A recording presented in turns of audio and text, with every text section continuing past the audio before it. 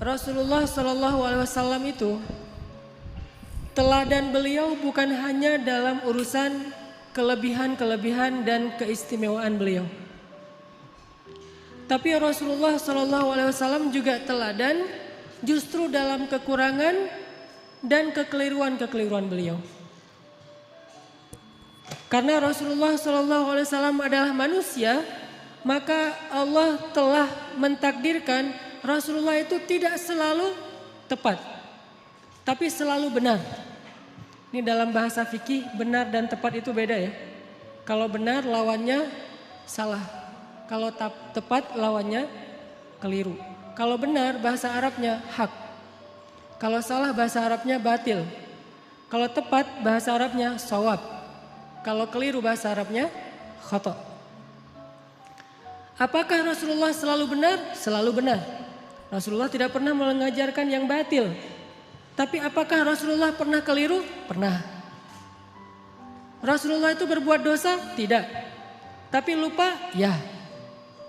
Dan Rasulullah SAW teladan untuk kita bukan cuma ketika beliau tepat. Bahkan beliau teladan untuk kita ketika beliau keliru. Rasulullah SAW bukan cuma teladan buat kita ketika beliau ingat, tapi juga teladan untuk kita ketika beliau lupa. Nah, teladan ketika Nabi keliru, teladan ketika Nabi lupa, ini jarang dibahas. Padahal itu uswatun hasanah juga loh.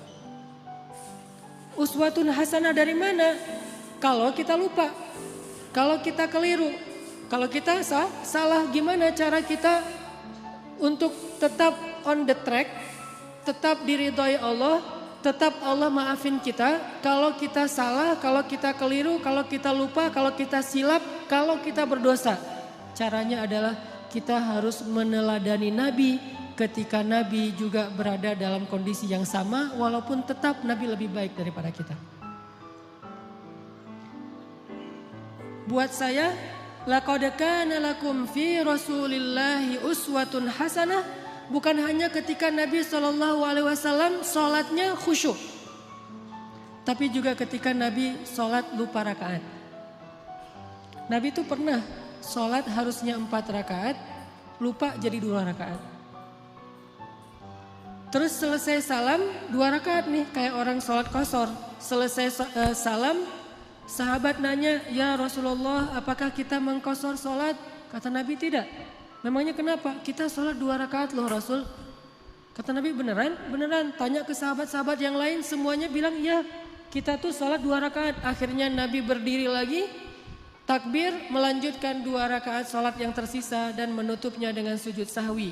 Lupanya Nabi uswatun hasanah. Sehingga kalau kita mengalami apa yang pernah Nabi alamin, kita sholat lupa nih, maka kita punya teladan yang paling baik untuk memperbaiki kesalahan dan kelupaan kita. Oh, kalau saya kurang 2 rakaat, tinggal tambah. Tidak harus diulang dari awal menurut jumhur ulama. Uswatun hasanah.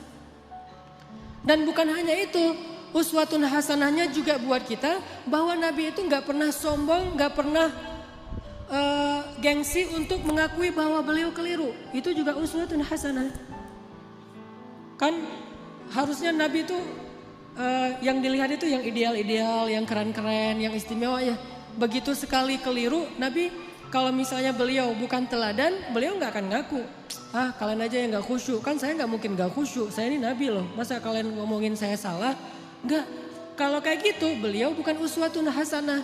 Justru karena beliau lapang dada, besar hati, low profile, tawadu, dan mau mengakui kalau beliau memang keliru, disitulah uswatun hasanah dari Nabi untuk kita. Kadang seorang ustadz bisa salah, kadang seorang guru bisa keliru, kadang seorang pemimpin juga salah. Gak boleh seorang pemimpin merasa bahwa dia tuh selalu benar, tuh gak boleh. Karena kalau dia sudah merasa selalu benar, berarti dia sudah mengkultuskan dirinya. Dan Allah mengatakan fala tuzakku anfusakum huwa a'lamu bimanittaqa. Janganlah kalian menganggap diri kalian suci, artinya gak pernah salah. Jadi pemimpin yang meneladani Rasulullah SAW bukan cuma meneladani dari angle jujur, amanah, profesional, tapi juga meneladani Nabi dari angle apa?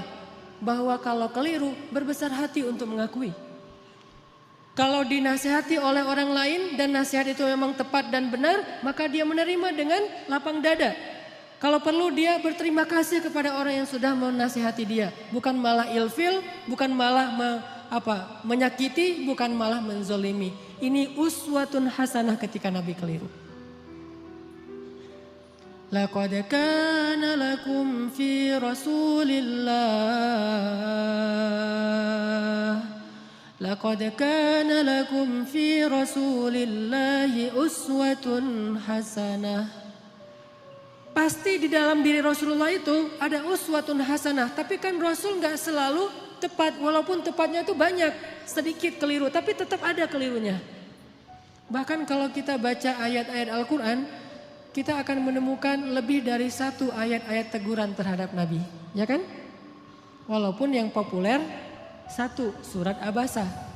Tapi surat dengan makna yang sama dengan surat Abasa di dalam Al-Quran itu lebih dari satu. Ada beberapa, bahkan lebih dari 3. Kenapa kok Nabi sampai kayak gitu? Biar kita bisa meniru Nabi kalau kita melakukan kesalahan. Seorang suami tidak selalu harus benar. Dan tidak perlu merasa gengsi mengakui kalau kali ini yang benar adalah istrinya. Buat yang udah punya istri. Yang belum punya juga belum tentu selalu benar. Kadang yang benar adalah teman kos-kosannya. Kadang yang benar adalah mantannya. Kan gak masalah kan? Kalau ditanya kenapa kalian putus? Gua gak sabar. Jangan, oh dia tuh emang gini-gini. Enggak. Kadang-kadang emang dia yang baik, kita yang waktu itu lagi terbawa emosi. Tapi di balik semua itu emang lebih baik putus mungkin. Supaya mereka mencari yang lebih baik dan lebih halal. Tapi yang pasti teman-teman, kita coba malam ini belajar uswatun hasanah Nabi dalam kondisi ketika Nabi keliru. Dan ini sama sekali bukan ingin menjelek-jelekan Nabi, sebaliknya kita ingin melihat betapa Nabi itu hebat. Justru ketika kita melihat betapa Nabi besar hati, lapang dada, kita akan semakin kagum kepada sosok Rasulullah SAW. Contoh sholat tadi aja udah dapat 2 uswah, 2 teladan. 1 Nabi besar hati, kedua pelajarannya bahwa oh kalau salah dalam sholat berarti tinggal kita tambah ditutup dengan sujud sahwi. Ada 3 nih. Yang ketiga pelajarannya dalam kasus itu apa? Ternyata sahabat-sahabat Nabi itu orangnya dewasa. Sahabat-sahabat Nabi itu orangnya mateng, gak gampang pundungan. Nabi sholat kurang 2 rakaat, mereka gak komen, katanya Nabi sholatnya gak khusyuk. Enggak gitu. Mereka gak unfollow Nabi. Wah udah gak bener nih postingannya, gue unfollow aja nih. Dan komennya cuman yang deket doang sama Nabi. Yang komen yang lain gak ikut-ikutan komen. Jadi komennya itu komen positif. Bukan ngebully Nabi, bukan Nabi mah ternyata sholatnya juga mikir yang lain. Saya kira selama ini udah keren banget, ternyata pencitraan doang. Enggak. Kenapa? Karena mereka followers yang udah mateng. Bukan followers yang labil, yang galau gitu. Sehingga sekali Nabi postingnya agak-agak kurang tepat, mereka pundung fisabilillah. Bayangin kalau sekali Nabi keliru terus pundung kan berkurang kan umat Islam? Tidak, yang terjadi justru semakin bertambah. Kenapa? Mereka faham Nabi itu wama Muhammadun illa rasulun qad khalat min qablihi rusul. Dia juga seorang makhluk yang diutus oleh Allah. Kadang dia wafat, Allah menghidupkan dan mematikan, Allah memberi makan, Allah memelihara, Allah membuat dia ingat dan lupa. Semua itu adalah sifat manusia yang melekat pada diri Rasulullah SAW. Cuma satu bedanya, beliau Allah jaga dari berbuat dosa, maksum.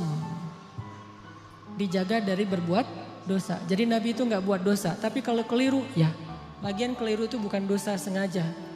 Cuman lupa, cuman salah faham, cuman ijtihad. Sehingga sahabat ketika Nabi keliru, ya udah easy going aja, tinggal bangun, ngelanjutin. Jadi makmum Nabi, gak ada sahabat yang akhirnya dorong-dorong Abu Bakar, lu aja yang jadi imam, kayaknya Nabi lagi agak-agak khusyuk gitu malam ini.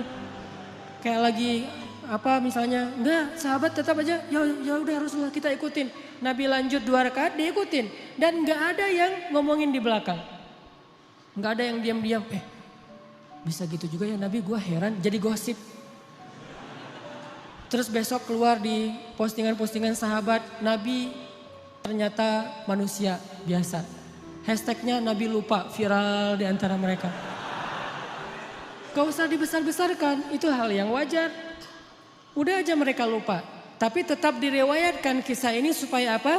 Laqad kana lakum fi Rasulillahi uswatun hasanah. Biar kita bisa niru.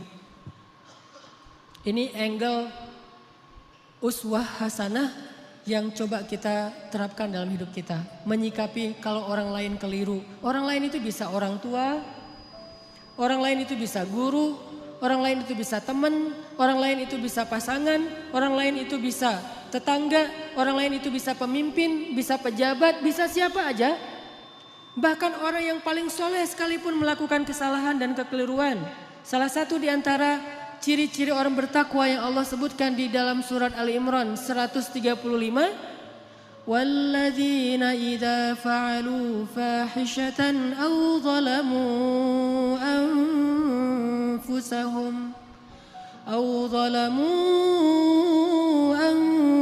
anfusahum dzakarullaha fastaghfaru lidzunubihim.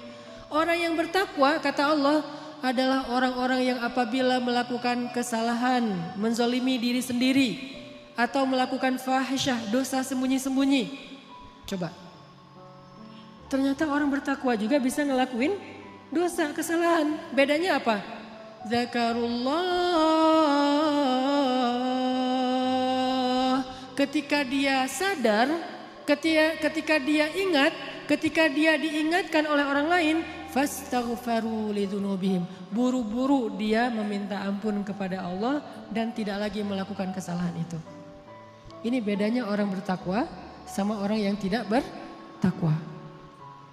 Kalau orang yang tidak bertakwa salah gak mau memperbaiki diri.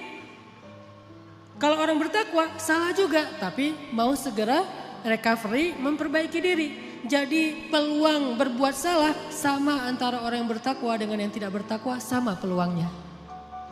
Jangan sampai kita mengkultuskan satu orang, satu tokoh, satu kelompok. Mentang-mentang mereka membawa slogan-slogan Islam, memakai simbol-simbol Islam, menggunakan penampilan-penampilan yang kesannya Islami, lantas gak boleh keliru, gak boleh salah. Wah, hijabnya aja yang syar'i, ternyata pemarah misalnya. Ustadz, mending mana tuh? Orang yang sholat tapi masih korupsi daripada orang yang gak korupsi, orang yang jujur tapi gak sholat. Kan mending yang jujur, walaupun gak sholat tapi yang penting dia jujur. Enggak. Orang yang sholat tapi masih korupsi, sholatnya berpahala, korupsinya berdosa. Orang yang jujur tapi gak sholat, jujurnya berpahala, gak sholatnya berdosa. Masing-masing mendapatkan sesuai dengan amalnya. Faman ya'mal mithqala dzarratin khairan yarah wa man ya'mal mithqala dzarratin syarran yarah. Jadi gak ada mending-mendingan. Tinggal nanti hisabnya di sisi Allah aja di akhirat. Apakah ini lebih banyak pahalanya atau ini lebih banyak dosa? Allahu a'lam. Yang jelas kita belajar sekarang gimana meneladani Rasulullah SAW ketika kita salah, ketika kita berbuat dosa, ketika kita keliru, dan juga ketika orang lain yang melakukan kekeliruan dan kesalahan itu.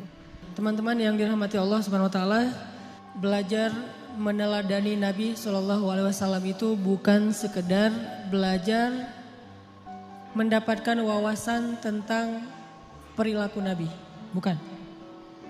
Kita hafal ayat itu, tapi tidak menjadi perilaku, tidak jadi karakter, nggak jadi attitude, berarti kita belum meneladani Nabi. Cuma hafal ayatnya doang nih. Kita hafal banyak hadis Nabi, kita baca banyak sirah, buku-buku tebal tentang sejarah Nabi, tapi tidak merubah attitude kita menjadi lebih baik seperti yang dicontohkan Nabi, kita berarti belum belajar dan belum meneladani Nabi. Cuman tahu doang. Itu namanya orang yang musaqqaf, orang yang berwawasan. Belum menjadi orang yang alim, orang yang berilmu. Kenapa? Karena tidak disebut ilmu sebelum dia menjadi rasa di dalam hati dan menjadi perilaku dalam kehidupan. Kalau cuma sekedar wawasan itu bukan ilmu, itu namanya sakofah, itu namanya wawasan. Makanya malam ini ketika kita belajar uswatun hasanah Nabi SAW, kita coba munculkan tekad dalam diri kita masing-masing. Pokoknya habis dengar sharing malam ini, saya pengen memperbaiki sikap saya di sosmed. Saya pengen memperbaiki sikap saya dengan teman. Saya pengen memperbaiki sikap saya kepada keluarga, terutama orang tua. Saya pengen memperbaiki sikap saya kepada mantan. Cara memperbaiki sikap kepada mantan apa? Unfollow. Gak boleh following ya. Kalau mau sesekali ngelihat, bikin aja 2 akun. 1 akun punya kita, 1 lagi untuk stalking ya. Pengalaman. Enggak boleh. Lupakan mantan. Jangan sampai kita baca atau mendengar cerita-cerita tentang Nabi hanya sekedar oh ya, oh gitu. Jangan. Kalau sekedar oh ya dan oh gitu berarti ini cuma wawasan nih. Dan kalau cuma wawasan kita ngaji sampai bertahun-tahun juga tidak semakin menjadi lebih baik. Harusnya belajar ilmu yang tadi kata Nabi, siapa yang menempuh jalan untuk mencari ilmu, Allah mudahkan jalan ke surga. Itu ilmu loh, bukan wawasan yang dicari. Kalau wawasan kita bisa kayak otodidak gitu. Kita bisa belajar sendiri dengan dengerin YouTube. Tapi kalau ilmu kan bukan cuma denger. Kita latih tuh. Apa yang udah kita dengar kita latih sehari mungkin gak langsung jadi nih. Sama kayak yang barusan kita dengar misalnya tentang gimana berbesar hati dalam menerima masukan orang lain. Kan gak gampang tuh. Gimana berlapang dada mengakui kekeliruan dan kesalahan kita. Walaupun itu menyakitkan. Itu gak gampang loh. Tapi kalau kita gak praktekin, berarti apa yang kita dengar itu baru sekedar wawasan. Belum memperbaiki perilaku dan attitude kita. Kita belajar sekarang uswatun hasanah Nabi SAW. Bukan sekedar pengen tahu, penasaran ayatnya mana aja ya.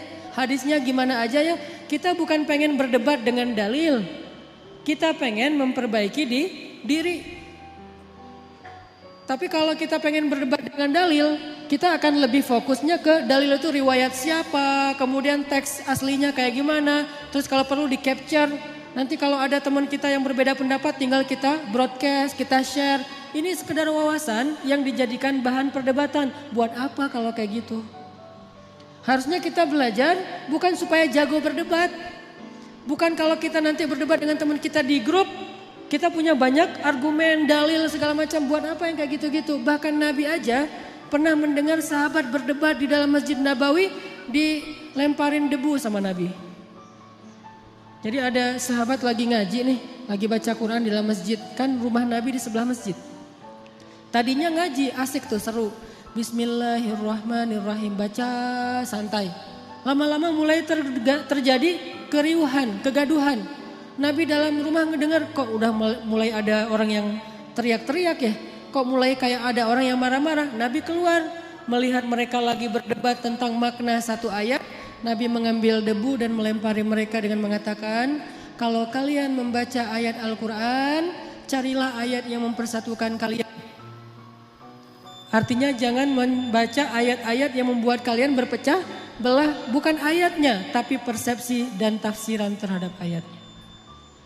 Jadi teman-teman, saya pengen magerin dulu nih bahwa yang kita belajar malam ini termasuk saya, kita niatkan untuk memperbaiki perilaku kita.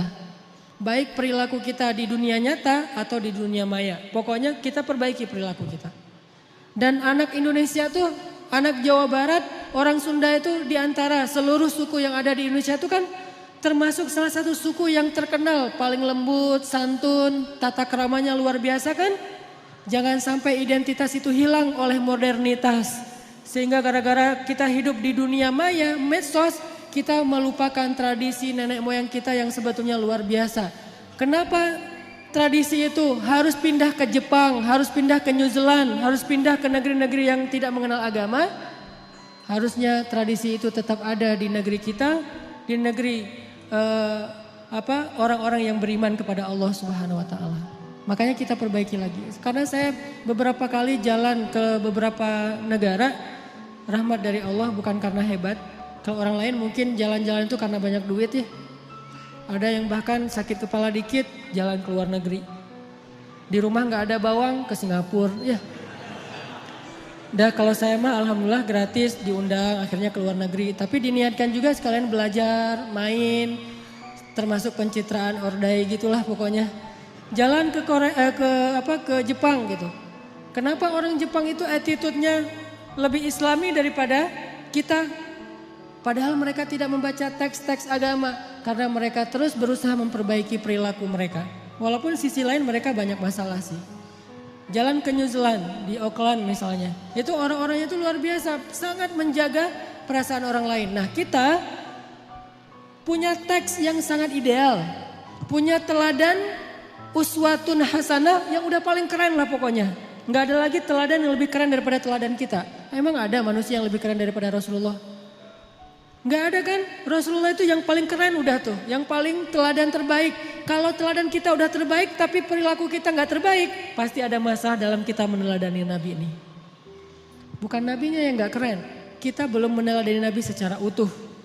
Baru mengambil wawasan-wawasan dari hadis-hadis Nabi SAW.